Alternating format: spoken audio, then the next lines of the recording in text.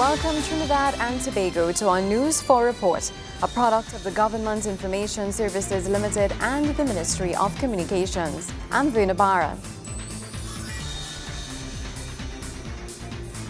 Let's take a look at the headlines.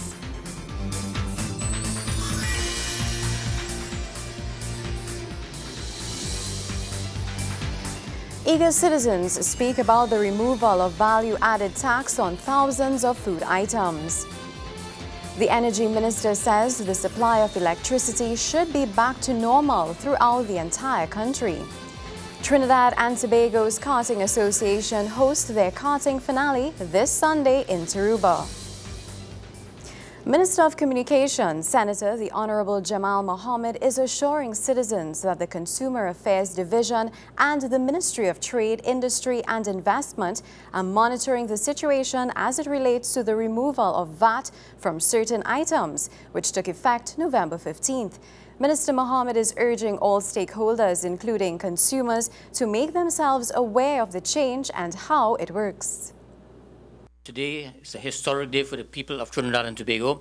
As you may be aware, today VAT of 15% was removed from several hundreds of food items throughout Trinidad and Tobago. This has got to be of some benefit to all of the people of Trinidad and Tobago. And we want to take this opportunity to remind the citizens of our country, it will take some time for the entire process to roll out, but we appeal to everyone, the supermarket owners, the food distributors, all those who are connected in this aspect of the price chain, to be very secure and alert, and let's be aware of what is happening. This has got to be a benefit for the people of our country, and we want you to know that the Ministry of Legal Affairs, Consumer Affairs Division and the Prices Council, they are monitoring this situation in collaboration with the Ministry of Trade, Industry and Investment. So let's see how best this can roll out on behalf of the people of Trinidad and Tobago. Meanwhile, thousands of consumers who expect their pockets to be eased with the removal of the 15% value-added tax will feel some measure of relief. Distributors and supermarkets have been working round the clock to make the necessary adjustments. News 4 took to the streets of downtown Port of Spain and spoke to some of the eager citizens who were anxiously awaiting the change. Joseph Lopez has the story. In September, Prime Minister the Honorable Kamla Persad-Bissessar announced at a pre-budget rally that from November 15th, the VAT on thousands of food items, excluding alcohol and luxury goods, would be removed in an effort to lower food prices and curb food price inflation. Consumers are no doubt anticipating its removal, and they are confident that this initiative will go a long way once in effect. We met consumer Miss Charlene Ali at a local supermarket. It is great. It is great? Yeah, it is great. Do you anticipate how your shopping will be like in the future? It might be bigger. Might be bigger? Yeah. So you think and you feel you might be able to purchase more items? Yes, it will be because I have 2 girls and it will be better. And how do you consider food prices to be like right now? Very high. Very high? Very high. The money I used to spend in half of the grocery, I had to spend it. In all the grocery, I spend it in half right now. So you think this initiative? Yeah, it will be great. All right. And it will be good for all households. And this consumer echoes similar sentiments. Tell me something, the government is to remove VAT from food prices. It's supposed to come into effect tomorrow. Tell us, how do you feel about this initiative? It's something good she do. Because, milk and everything, I feel it's something good. How do you think this will affect your shopping? It will not affect my shopping. I will get to shop more. And I want to have, yes. Because if I go to level 5, I'm able to come out with 7.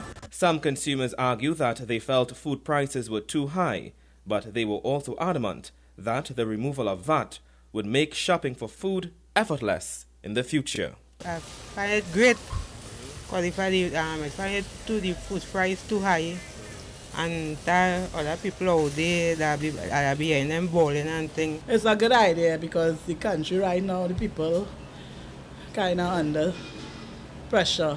Do you usually buy food items and stuff? Not really. No. But do you think this is going to be?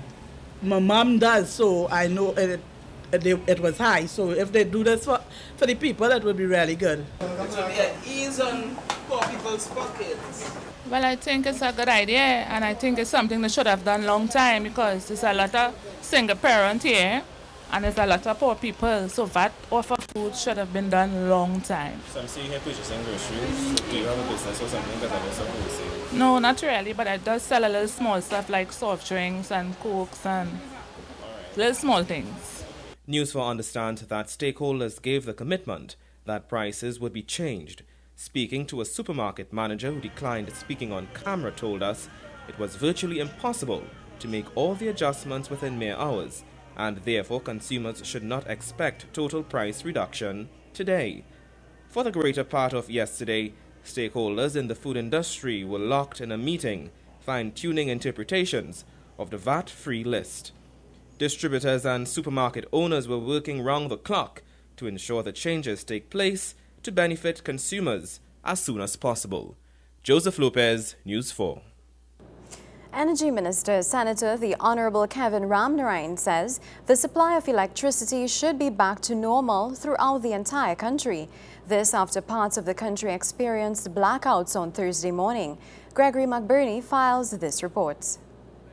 Minister Ramnarine explains the blackouts were caused after a problem developed in the National Gas Company systems. This, he says, had a ripple effect and caused a reduction in the amount of gas being supplied to the country's largest power plant, the Powergen plant in Point Lisas.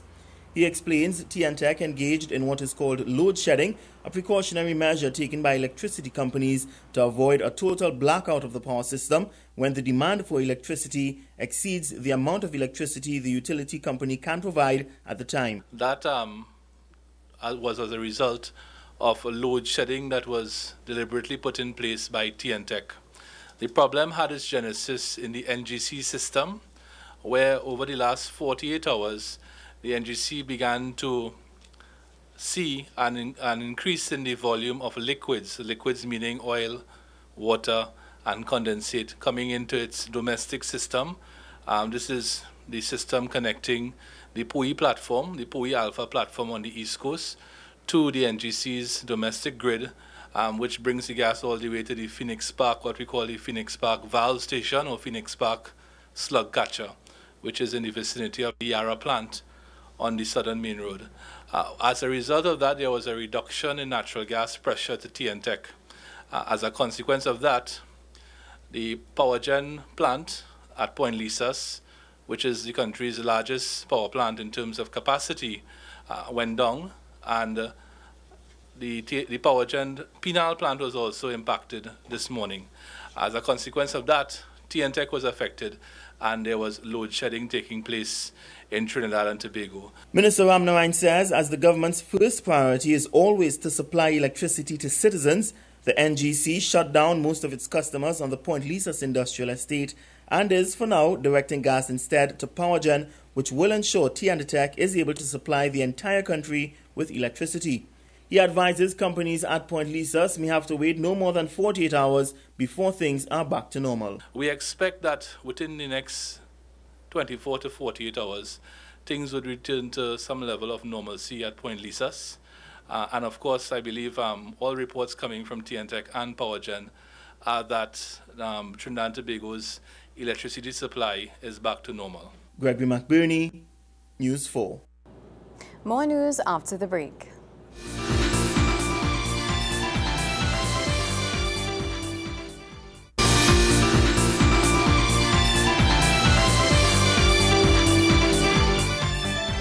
Welcome back. The Ministry of Tourism held its Diwali function to celebrate the Festival of Lights. Speaking at the function, Tourism Minister the Honorable Stephen K. Dees announces plans to use the cultural festival of Diwali as a tool to encourage tourism in Trinidad and Tobago. Diwali is essential to tourism. These are the words of Tourism Minister Stephen K. Dees as he delivers the feature address during his ministry's Diwali function. Minister K. Dees says the allure of Diwali in Trinidad and Tobago is heightened, particularly as the festival has remained almost unchanged for the past 167 years. This, he believes, is a huge selling point and can prove pivotal in attracting international tourism if plans to tap into a global tourism niche market are achieved. I see the significance of Diwali being more than just a local festival, but a cultural event that can be packaged for international participation. And that's a question always being asked. What are we doing about that? And you're going to see over the next year, we're going to be rolling out those plans of how not to change Diwali. I don't want to make Diwali into anything other than what it is, but to ensure that people across the globe understand what it is that we have here. So we are currently packaging Diwali for the niche market,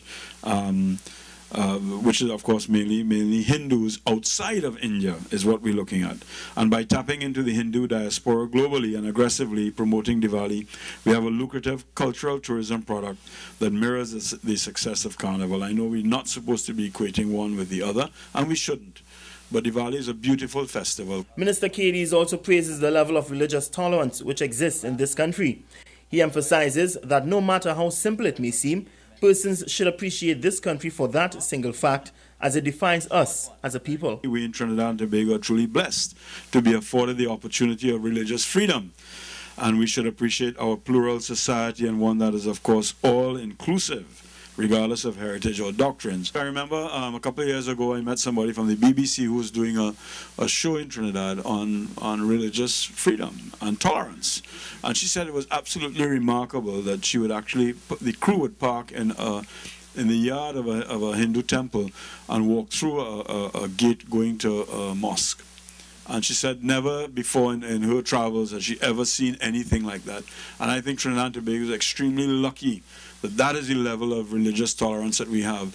The Hindus worship the Black Virgin in Siparia with the Catholic religion. And again, that is something probably you've never, nowhere else in the world you will find that. And that just shows who we are as Trinidadians. Gregory McBurney, News 4.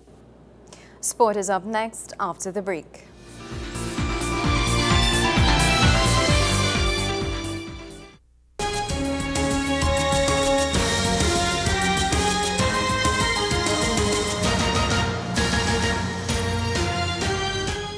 Bridget Singh will be the driver to watch when the Trinidad and Tobago's Karting Association hosts their karting finale on Sunday. The event will be held at the Tarouba Stadium's car park, and by the end, the champions in various classes will be crowned. Wayne Cunningham has more in this story as he chats with Mr. Ray Smith, president of the Karting Association. Kart riders and enthusiasts from throughout the nation will converge at the Tarouba Stadium car park on Sunday for the Trinidad and Tobago Karting Association finale. Mr. Ray Smith told us more about this huge event on the racing calendar. We are having an event on Sunday, which is our karting finale. It's our last event for a year in our championship series, and it is supposed to be our grandest event for the year. The top racing category is the international class, and the lone female in the class is set to take it all. So we have several classes that are running at the moment in our kart racing series. While I may not remember every single leader in every single class, I can tell you in the international class, which is one of the most exciting classes, that class is currently being led by a young lady called Bridget Singh. Bridget Singh is our only female participant, and she is actually leading all other competitors in that particular class, the karting. That is the international class. In the 100cc class, we have a nice battle taking place between Shane Pinero, who is in the lead, and Shay Carrington, who is in close second in that 100cc class. So that's also a good class to look out for on Sunday coming. As well, we also have in the mini-mass class, one of the up-and-coming competitors, a young gentleman called De Leon. His first name is Enrique De Leon. He is leading all competitors in that particular class at the moment. Enrique is the son of one of the racers of some time past, Mr. Hubert De Leon. So he's one that we're paying attention to very closely. And in that class, we also have a young competitor who just started this year. His name is Frankie Budram, actually. He's the grandson of the Frankie Budram of times past. So he's also one to look out for in that competition. The event on Sunday will be free of charge to the public as the association aims to showcase a motorsport with a growing tradition. Kart racing has been in Trinidad and Tobago for about 30 years. We've been running championship series for that length of time. Initially, kart racing started way back in Wallerfield, all the way back in the 60s initially they started, and then it started getting formalized in Wallerfield and in other parts of the country. Kart racing took place in Pier 2 car park, at one point in time up on that side of the country, and we now have kart racing taking place at the Arima Race Club car park, which is where is the official home, so to speak, of kart racing. What normally happens is people approach us based on what they see as it relates to our championship series, and would normally approach competitors to find out how to get involved in karting and what are some of the steps they need to take. Very often we would take people under our wing and actually show them what is involved, give them an idea of what kind of equipment is required, as well as train them in terms of the rudiments of the sport of itself. There are some opportunities on the international circuit for successful drivers, according to Mr. Smith. Our karters also have been invited to participate in events outside of this country, in the region. And while that activity is at a low at this stage, it is something that we are looking at as it relates to developing the sport going forward. Racing begins at 12 p.m. on Sunday. Wayne Cunningham, News 4 Sports. Once again, Wassa FC is the team to catch in the Blink B Mobile National Super League. Anthony Danulal's men are now 3 points clear of the pack following the latest round of matches. Here is Wayne Cunningham with more on what's turning out to be a tight race. In the game of the week on match day 18 in the National Super League, Wassa FC eked out a 1-0 win over Stokely Vale FC. Jahan Hernandez scoring the winner in the 34th minute. Joe Public FC also stayed in the top 3, courtesy a 1-0 win. An own goal by Siparia Spurs, giving them victory over the Southern team. The other title contenders, Westside Superstars, got a bigger win against the other Southern team, Club Sando. A double from Troy Thompson and one from Raymond St. Hilaire secured a 3-1 win for Nigel Grosvenor's team, with Andy London getting the lone item for Sando. The game between 1976 FC Phoenix of Tobago and Beach United will be rescheduled due to a waterlogged field in Tobago. While the mid-table battle between Eastern outfit Real Maracas and Eagles United of Central ended in a 0-0 draw, leaving both teams desperate for points as the league winds down. The Defence Force continues to have a stellar second round. They shocked Eastern champs FC Santa Rosa 1-0 with a Kareem Charles goal in the 71st minute. On Tuesday, 2 rescheduled matches were contested, and the results made the points table most interesting. Down south, home team Siparia Spurs got past Real Maracas 2-1 with goals in the 10th and 23rd minutes by Darren Matthews and Marlon Lewis respectively. Shane Glasgow got Maracas on the board, but that will be their only score. With that, Spurs jump to 5th place, while Maracas lie in 9th. Wassa travelled to Central Trinidad to pull off a 1-0 win over Eagles United to move 3 points clear at the top of the standings. Akel Thomas with a first half goal. With 4 matches remaining, Wassa will try to hold off the chasing pack, which includes defending champs Joe Public FC as well as Westside Superstars, who are both on 34 points. Stokely Vale and Spurs are not out of it yet, and at the other end of the table, Beach will have a lot of work to do in order to avoid relegation back to the Eastern Counties Football Union. Wayne Cunningham, News 4 Sports. This just in. Prime Minister the Honorable Kamla Persad-Bissessar and her ministerial team took to the supermarket to get a first-hand look at the newly installed prices on most food items. The removal of value-added tax on goods on the grocery shelves created the ideal hub for shopping, as the Prime Minister and her ministers made note of the new price on the VAT-lifted items. The Prime Minister says she is adamant that this will indeed make a difference in the lives of all citizens. Very happy what they have done here because they put the before and after. So you can immediately see the impact on your pocket. And indeed you'll see it at the end with the bill. I want to compliment the supermarket for having done this and to encourage all the supermarkets, groceries to do a similar exercise. Mr. Prasad will talk to you what they've been doing through the Supermarkets Association. And I'm very, very happy to see that there will, in fact, be a reduction. You can see for yourselves on the shelves that it is indeed thousands of items that are being affected. This is just but one measure which we are seeking to utilize to bring down food prices. The other measures will include it, of course, the same team that I had set up will be looking at removal of duty. That will take a little longer because that is a matter which affects the CARICOM with something called the CT. But on some very basic items, we're looking down the road, things looking like rice and flour and sugar, which are matters already zero rated, but because of the duties on them could tend to impact heavily on the consumer. I was also very impressed to see the range of local products that will be impacted, that are manufactured here, packaged here, processed here, canned here.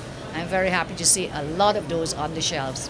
So measure one, short term, the removal of the VAT on most food items. We had said all food items. We have not done that with all because we left out these luxury items. So chocolates and caviar, lobsters and so on will not be included. And indeed, alcohol will not be zero rated. News 4 continues after this.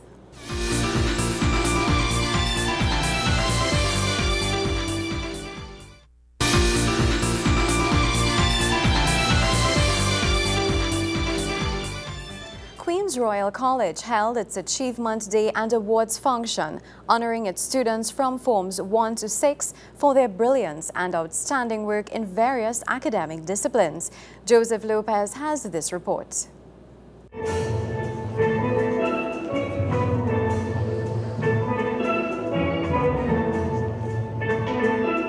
It was a proud achievement day for QRC students of the academic year for September 2011 to July 2012. It was a year that brought not only triumph, but the hope, despair, challenges, and even failure at times.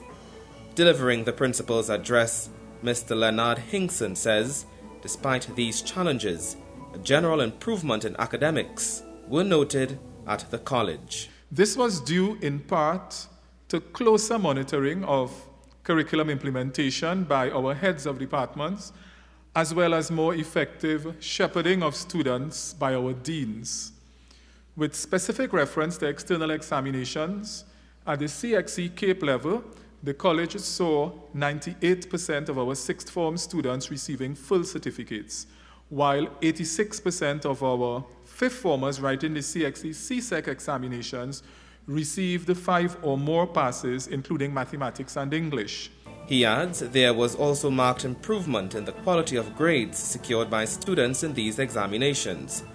With regards to national scholarships, the school received 3 in the year of review. Far from being satisfied, we nevertheless commend the efforts of our students and teachers and heartily congratulate our national scholarship winners.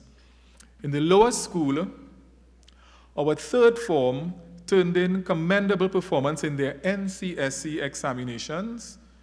Students at the college are entered for 5 subjects only in these national exams. He says while they enjoy the academic successes of the years under review, he makes it clear that the staff and himself are painfully aware that a significant amount of students are not performing at the level that truly reflects their academic capabilities. He underscores this issue continues to receive active attention from the college's middle management, which comprises all deans and heads of departments. We fully expect that the work of this group, along with the rest of the academic staff, will continue to yield the desired improvement.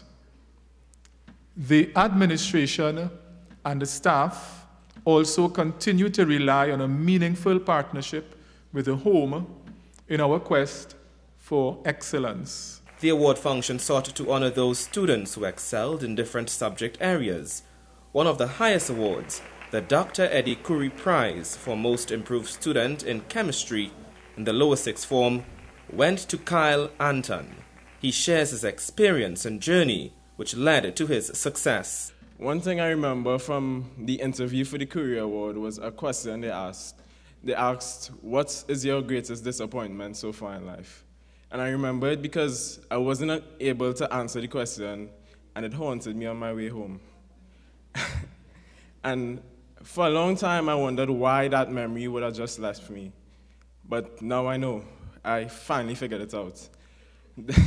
Mistakes aren't meant to be dwelled on beyond the point of learning something from it. It makes...